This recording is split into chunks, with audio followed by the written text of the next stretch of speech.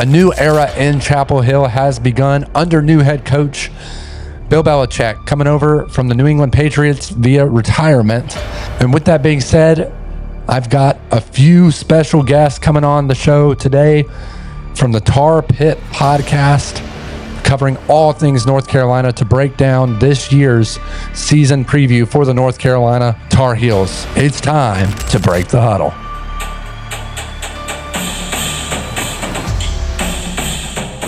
In the running back room, the tight end room, and the wide receiver room. And man, North Carolina has overhauled a lot in this department, and they've also kept a few guys as well.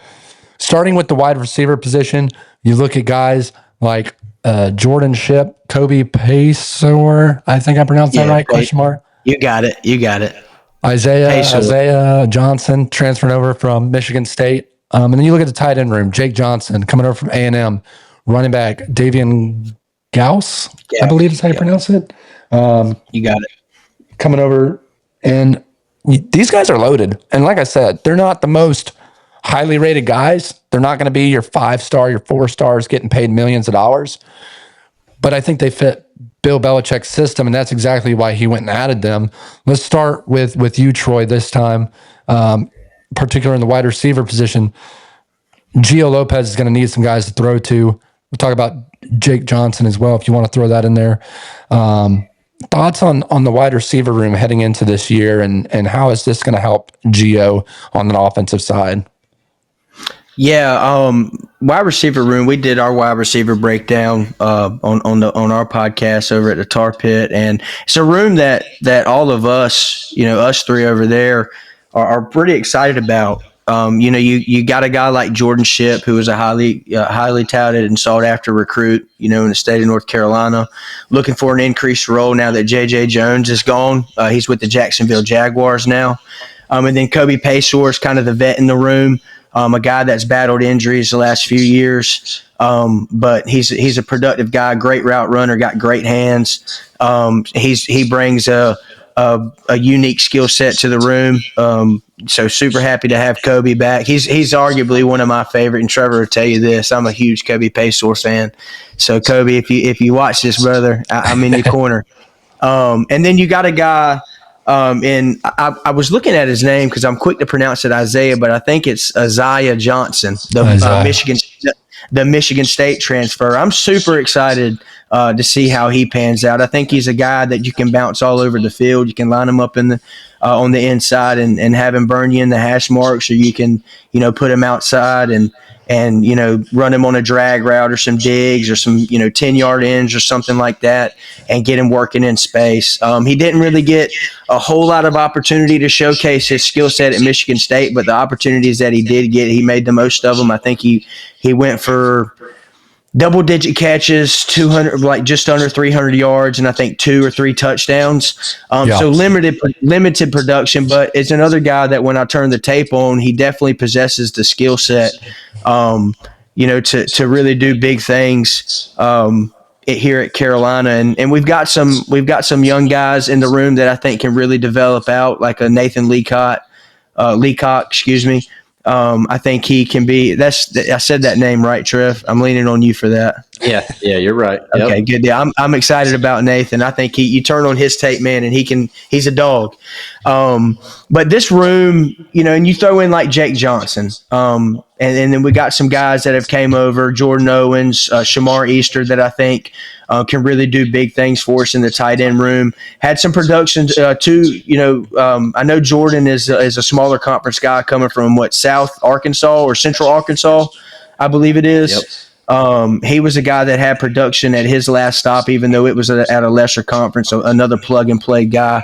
So Gio's got weapons. He's got a good blend of returning talent, and Shipp and Kobe and Paul Billups and guys like that, but guys that are going to have to take a big step, a big jump. We've had vets in that room for the last few seasons.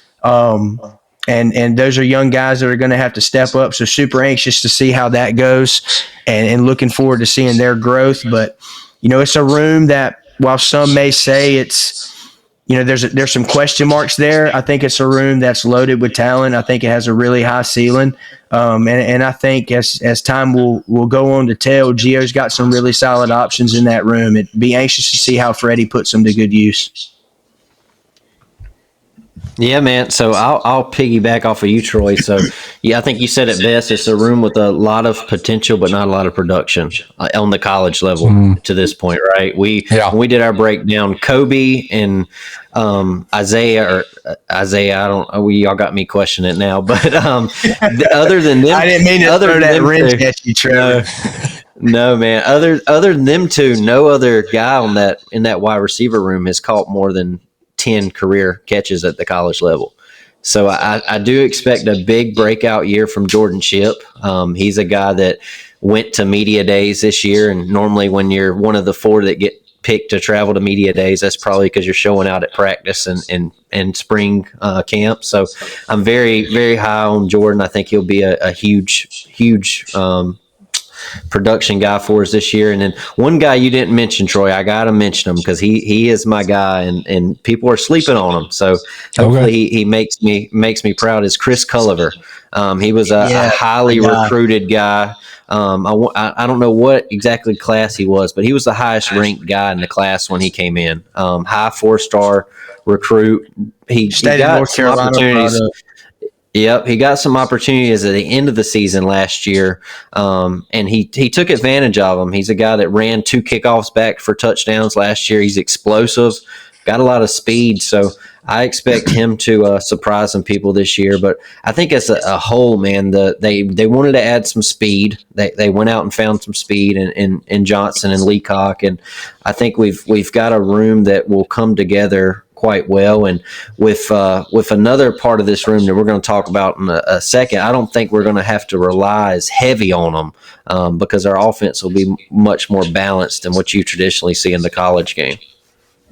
I'll tell you, I'll piggyback off of that real quick, if it's cool, because one of the rooms that Carolina fans have not really had to question over the last 3 or 4 seasons has been our tight end room. You got guys like Bryson Nesbitt, John Copenhaver.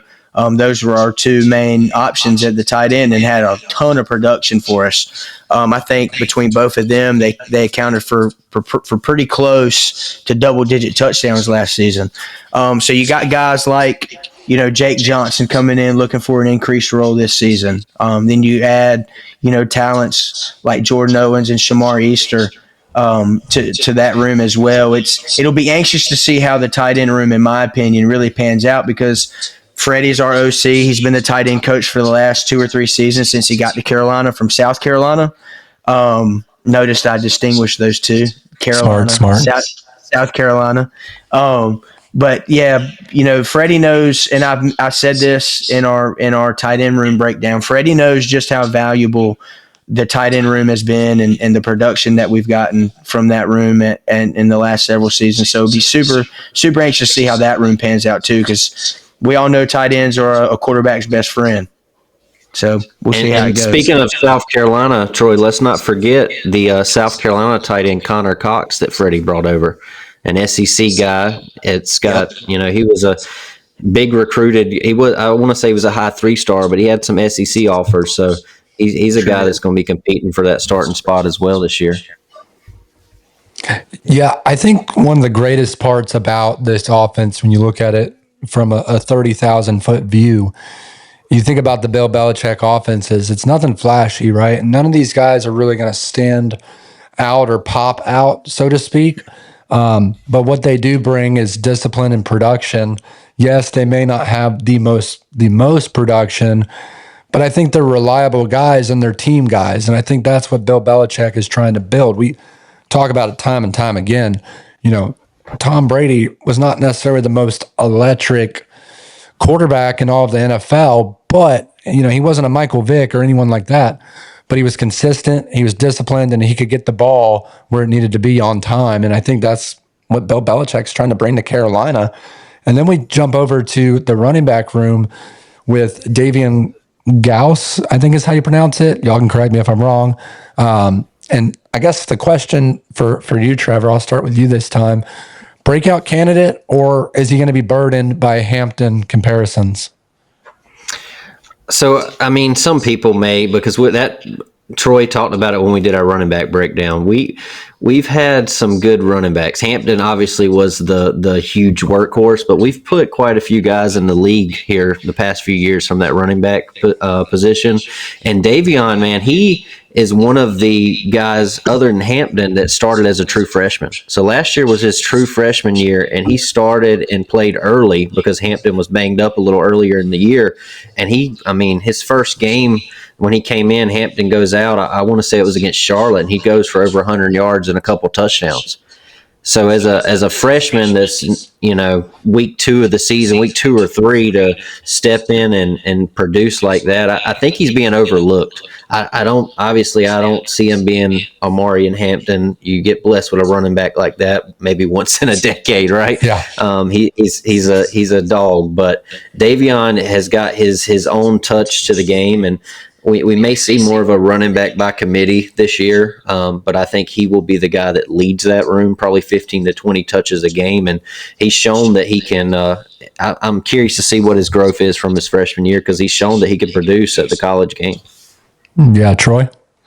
Yeah, I threw out a hot take about Davion this season. I had actually predicted him to be a second team.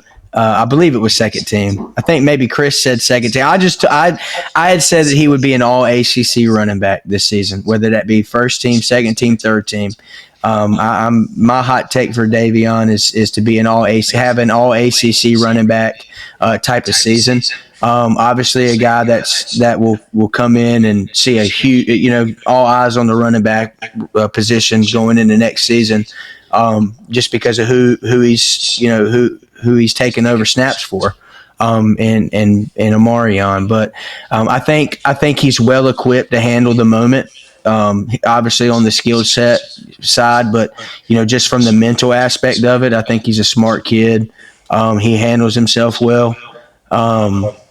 I think as Carolina fans, it's easy for players to throw their names in the hat and test the waters. Especially with a major coaching change like we've went through, and just the staff overhaul. But Davion stayed loyal, never wavered, stuck around the program, never threw his name in the hat, I don't believe. And I'm super excited to have him come in this season and take a more increased role. I think I don't really know of anybody that I can think of offhand that I think could handle the moment better than him. So I'm very high on Davion Gouse this season. I think he's going to have a really solid year for us. And Trevor mentioned it too, the running back room by committee kind of deal. We bring in Benjamin Hall over from Michigan. We got returning Caleb Hood. Caleb can stay healthy. I think he can provide. I had a comparison for Caleb. It was James White from Bill Belichick's New England days. Sort of that running back that can catch out of the backfield. Yeah.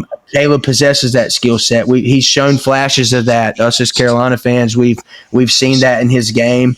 He's broken off a couple of notable, plays from catching out of the backfield. The touchdown before halftime against Duke 3 seasons ago. The long scamper up at App State and Boone a few seasons back. So super anxious to see how Caleb does. But I do think this running back room with the heads and the bodies that we have in there, and some of the young guys too, June and Jalen McGill.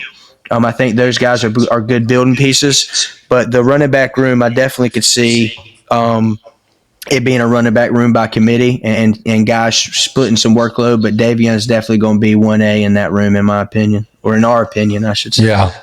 Yeah. And I mean, the biggest thing that sticks out to me with Davion is the fact that he averaged 4.9 yards a carry. If you can do that consistently, we know that you can't be one-dimensional. Bill Belichick definitely isn't going to be one-dimensional. He's going to make sure that the run game is solid. You're looking like you're going to have a pretty good season if you're averaging 4.9 yards a carry. And one more thing, man, on the running back room, when we talk about, compared to Hampton and what Davion did last year with 4.9 yards per carry, man. And the offensive line that Hampton was running behind, this room that we'll talk about next, man, I think this room is a lot better and should be a lot better than what we've seen these past few years. So I'm very excited to see what these running backs can do, because I don't think they'll have as much pressure as Hampton had on them.